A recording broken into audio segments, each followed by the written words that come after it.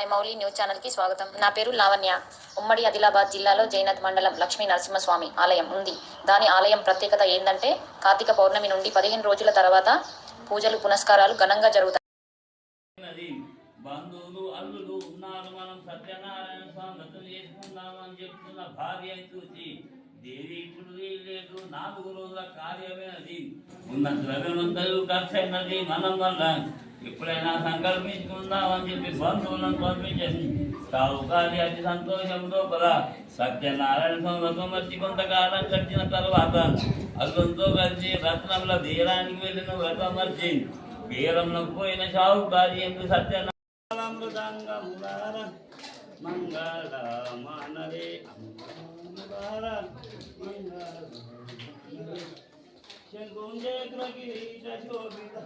అంగజగవచన పాలన మంగళ మంగళ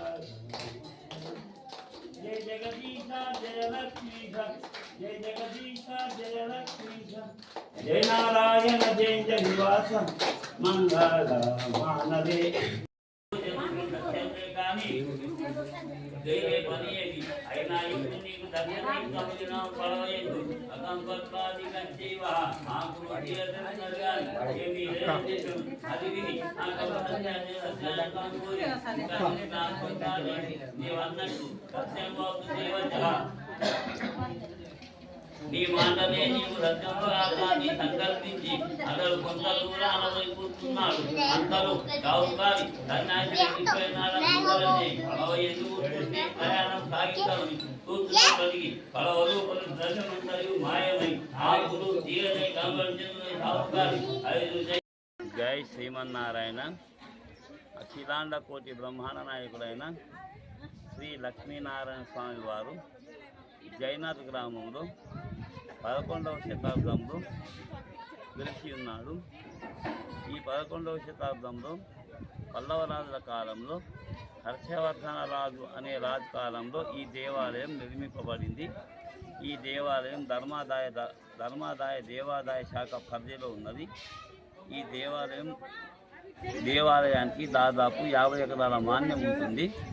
ప్రతి సంవత్సరం కార్తీక మాసంలో శుద్ధ ఏకాదశి మొదలుకొని బహుళ పంచమి వరకు శ్రీ లక్ష్మీనారాయణ స్వామి వారి బ్రహ్మోత్సవ కార్యక్రమాలు జరపబడతాయి. అదేవిధంగా కార్తీక శుద్ధ ద్వాదశి నాడు స్వామివారి కళ్యాణము మరియు నగర భోజన కార్యక్రమం కూడా ఉంటుంది. అదేవిధంగా శ్రీ లక్ష్మీనారాయణ స్వామి దేవాలయం నందు సామూహిక సత్యనారాయణ వ్రతాలు కూడా జరుగుతాయి. మరియు కార్తీక పౌర్ణమి సందర్భంగా దాదాపుగా ఒక 5,000 మందికి అన్నదాన కార్యక్రమం కూడా జరుపుతారు. పదాల పైన పడడం జరుగుతుంది. అది వచ్చేసి అక్టోబర్ లాస్ట్ నుండి నవంబర్ 10th వరకు. తర్వాత ఫిబ్రవరి రథసప్తమి నుండి ఒక 10 days స్వామివారి పాదాల పైన సూర్యకిరణ పడడం జరుగుతుంది. ఈ దేవాలయం రాక్షసులు నిర్మించారు.